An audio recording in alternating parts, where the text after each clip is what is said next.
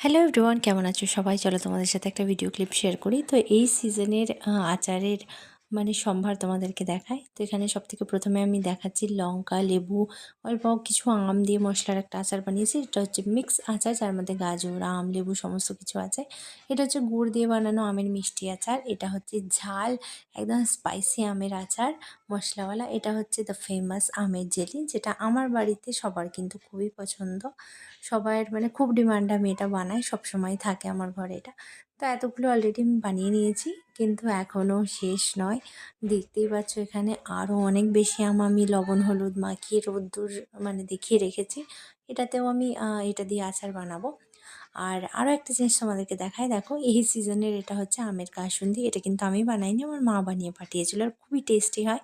এই রেসিপিটা যদি তোমরা চাও তাহলে কিন্তু কমেন্টে জানিও, আমি তোমাদের সাথে শেয়ার করব। আর এই সিজনে তোমরা কী কী আচার বানালে কমেন্টে কিন্তু অবশ্যই জানিও।